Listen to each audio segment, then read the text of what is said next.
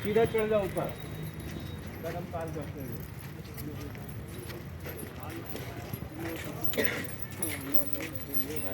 खड़ा कर कितने लोग हैं लोग? बस अब इतना ठीक है।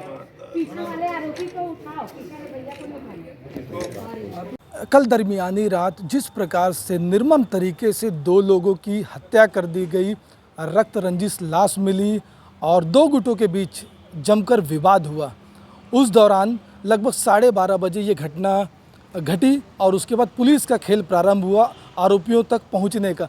हमारे साथ जो सीएसपी हैं छावनी के प्रभात कुमार, उनसे हम बात करेंगे आखिर किस प्रकार से ये चैलेंज उनके लिए था और कितनी टीम लगाई गई थी इस पूरे मामले को डिटेक्ट करने के लिए। सर बताएंगे किस प्रकार से काम किया गया उसमें उस दौरान? घटना 11:30 के आसपास की है। 11:30 पौने 12 में मुझे पहली कॉल 112 की आई और कंट्रोल रूम की भी आई 2 मिनट के अंदर। उन्होंने मुझे बताया कि पुरानी बिलाई में हथकोच में चाकूबाजी हुई है। तो मैंने 112 से सबसे पहले पूछा कि आप कॉलर का नंबर दे दीजिए। कहाँ चैनल में जाते जाते आधे घंटे 1 घंटे लग जाएंगे मुझे इन्फो आने में। कॉलर का नंबर लिया मैंने और साथ में मैंने अपने टीआई को बताया। तो टीआई ने बताया कि सर वो तो 1-1.5 घंटे पहले की एक लड़ाई की मामला है, उसमें तो चाकू नहीं चला था, उसमें मैंने एफआईआर कर दिया है। तो थाने के संज्ञान में ये था कि एक लड़ाई हुई है और उसमें एक्शन ले लिया गया था, एफआईआर कर दिया गया था। मैं कॉलर से बात किया तो बोला कि चाकू चला है, 2 लोग बुरी तरह से घायल है और हम अभी जस्ट गाड़ी में उठाए हैं और कॉलर उस समय 112 में ही था और हम जा रहे हैं सुपेला।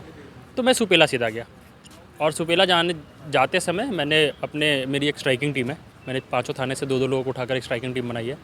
तो उनको मैंने मैसेज कर दिया कि सब कोई पुरानी बिलाई थाने पहुंच जाओ। मैं सुपेला गया और जब प्रार्थी और जो घायल लोग पहुंच गए तो प्रार्थी में से एक बच्चे को मैंने सीधा पकड़ा और उससे सबसे पहले नाम पूछा कि तुम्हारे हिसाब से कौन कौन से लोग थे। उसने 6-7 नाम बता दिया, कुर्सी पार के 2 नाम और अपने यहाँ के 5 नाम बता दिया। वो 5 नाम मैंने अपने ग्रुप में डाल दिया, ठीक है। उनको बोला कि ये 5 नाम है हथकोच के, ये 2 नाम है कुर्सी पार के, बाकी नाम पता करना है, ठीक है। इनको उठाने की शुरू करो। मैं जब तक इसके बाद मैं पुरानी बिलाई गया प्रार्थी को लेकर, मैं जब तक पुरानी बिलाई गया तब तक वहाँ मेरी 20 की टीम तैयार थी। कुम्हारी की टीम आ गई थी 4 लोगों की, पुरानी बिलाई की खुद 10 की टीम की थी और कुर्सी पार की भी 10 की टीम आ गई थी। सर लगभग 50 लोगों की टीम आपने बनाया, तो वो जो 50 लोगों की टीम थी अलग अलग क्षेत्रों में काम की, तो अलग अलग क्षेत्रों में जो आरोपी छुपे हुए थे उन सभी को डिटेक्ट करने में कितने घंटे लगे और कितना मशक्कत करना पड़ा? तो सबसे पहले हमें पता चला कि कुर्सी पार से टीम आई थी, तो यहाँ के हथकोच के 4-5 नाम हमें पता चल गए थे। वो घर से भाग गए थे और वो सब ट्रांसपोर्ट नगर में भीषण जंगल है वहाँ ट्रकों का, वहाँ छुपे हुए थे। कुर्सी पार से हमें पता चला कि जय के नेतृत्व में 15-20 लोग आए थे।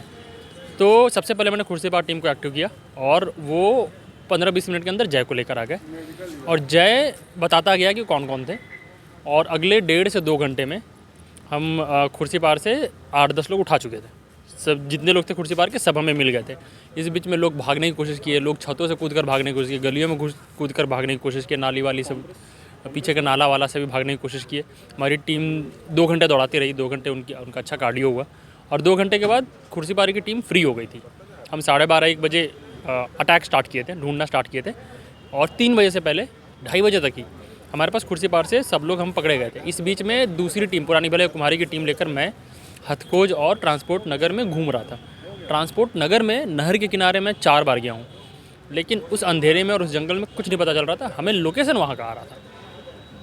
तो हम वहाँ दबिश डाले हुए थे। इसके बाद फिर एक बार हम 3 बजे निकल गए और चुपके से 2 लोगों को बैठा के वहाँ से निकल गए थे। कुछ ट्रक ओनर्स ने और कुछ लोकल्स ने हमें गुमराह किया वहाँ पे। वो अपने ट्रक में छुपाए थे, जिसने छुपाया था वो मुझे 3 बार मिला, तीनों बार मैंने उससे पूछा यहाँ से कोई गया है क्या, उसने बोला कुछ नहीं पता है हमें।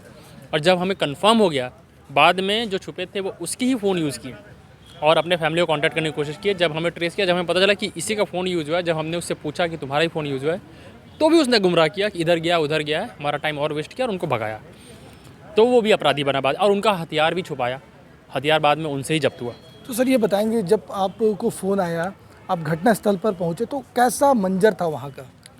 घटनास्थल में 2 कोने में जहाँ 2 लोग गिरे हैं वहाँ पे खून था, दाहिने साइड वाला एरिया में ज़्यादा खून था।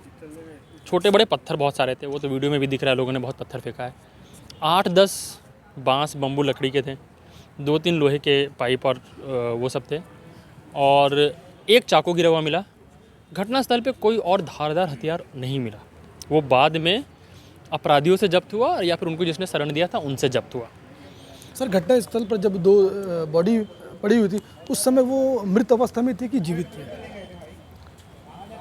तो मुझे जो 112 ने बताया था दोनों जीवित थे, दोनों की सांसें चल रही थी, ठीक है। मैंने खुद से नहीं देखा है और मैं समहाउ प्रायोरिटाइज़ ये किया था कि मुझे वो आदमी मिले जो लड़के का नाम बताया। तो जब दोनों घायल हॉस्पिटल में पहुँचे थे तब भी मैं वहाँ था, लेकिन मैं घायलों को नहीं देखा। मैं उस प्रार्थी को पकड़ा, नाम निकाला और उसको लेकर मैं वहाँ से निकल गया। मुझे लगा इलाज तो डॉक्टर्स का काम है, वो कर लेंगे, मेरा काम है पहले पकड़ना, अपनी टीम जमा करना। तो वहाँ पर ये मैंने किया कि मैंने घायलों की तरफ ध्यान नहीं दिया, मैंने लोगों को पकड़ने पे ध्यान दिया। पुलिस हॉस्पिटल ऑलरेडी पहुँचा चुकी थी, 112 पहुँचा चुकी थी, तो डॉक्टर अपना काम कर रहे थे। तो कब पता चला कि उनकी डेथ कर गई है? जब मैं पुरानी भिलाई जा रहा था, पुरानी भिलाई थाना पहुँचने से पहले मुझे पहले की डेथ की खबर हो गई कि सुपेला में पहले की डेथ हो गई है। और दूसरे की डेथ की खबर लगभग 2:30-3 बजे, जब मेरी 60% काम मेरा ख़त्म हो गया था। मैं खुर्सीपार में सबको उठा चुका था, सबको पकड़ चुके थे हम। और पुरानी भिलाई में जब हम ढूंढ रहे थे, हमारे पास थोड़ा ब्रीदिंग स्पेस था, हम सोच रहे थे बैठ के। तब मैंने पता करने की कोशिश की कि दूसरे घायल की क्या हालत है, क्या उसे रायपुर रेफ़र किया गया है कि नहीं। तब पता चला कि उससे थोड़ी देर पहले डेथ हो गई है। इस पूरे समीकरण को अगर बारीकी से देखा जाए तो किस प्रकार से आप समझते हैं, मतलब कितना चैलेंजिंग था या बहुत सॉफ्ट था? नहीं, चैलेंजिंग था। 2-3 चीज़ें हैं। लीडरशिप खुद से निकल जाए तो टीम आ जाती है, ठीक है। और दूसरी चीज़ है कि पुलिस को लोग ज्यूरिसडिक्शन के नज़रिए से देखते हैं। ये क्षेत्र पुरानी भिलाई क्षेत्र का चीज़ है, पुरानी भिलाई थाना देखेगी। खुर्सीपार क्षेत्र का क्राइम है, खुर्सीपार थाना क्षेत्र देखेगी। ये मैंने कम से कम अपने 3 महीने में मैंने इसको पूरा ब्रेक किया है। अपने थानों में ही नहीं, दूसरे सब डिवीज़न के थानों में भी। जब कुमारी का मर्डर हुआ था तब मैंने मोहन नगर, स्मृति नगर, वैशाली नगर और दुर्ग के पेट्रोलिंग को 2 दिन रात भर घुमाया हूँ। और मैं खुद भी उन एरिया में जाकर पेट्रोलिंग किया, उनको यूज़ किया हूँ। आज भी जो 2 भाग गए थे उनको अंजोरा की टीम पकड़ने गई थी। जब हाईवे में बाईपास में हुए थे तो उनको अंजोरा की टीम पकड़ने गई थी। तो ये एक मेंटालिटी लाना बहुत ज़रूरी है कि ज्यूरिसडिक्शन से ऊपर सोचना पड़ेगा, क्योंकि क्रिमिनल तो ज्यूरिसडिक्शन के बाहर भागता है ना, तो हम ज्यूरिसडिक्शन के अंदर नहीं सोच सकते। तो वो एक मेजर चीज़ है। दूसरा है कि लोगों को खींच के लाना है, ठीक है। ये नहीं सोचना मैं ऑफिसर हूँ, मैंने एक मैसेज कर दिया तो लोग आ जाएंगे। लोगों को खींच के लाना है, ठीक है। दोबारा फ़ोन किया, ये पहुँचा कि नहीं, वो पहुँचा कि नहीं। हर 5वीं मैसेज आपकी होनी चाहिए ग्रुप में जितने भी मैसेज आए हैं। एक बड़ी ग्रुप बनी थी, हमें उसमें 40-50 लोग एक्टिव थे। उसमें 30% मैसेज मेरे होंगे या फिर 20-25%, तो हर चौथी मैसेज तो मेरी थी, ठीक है। तो और सारे लीड्स आपको लेने हैं कि अब ये यहाँ जाएगा, वो वहाँ जाएगा, अब ये करना है, वो करना है, वो सारे लीड्स लेने हैं। तो ये सब करेंगे तो टीम भागती है, टीम फिर दौड़ती है, टीम फिर निकाल के देती है। तो ये थे युवा IPS छावनी CSP प्रभात कुमार, जिन्होंने चैलेंज के रूप में लिया और लगातार कड़ी मेहनत, रात भर सोए नहीं और डटे रहे मैदान पर, जिसका प्रतिफल है कि 21 के 21 जो आरोपी हैं आज वो पकड़ लिए गए हैं। भिलाई पुलिस कंट्रोल रूम से मैं प्रदीप विश्वकर्मा।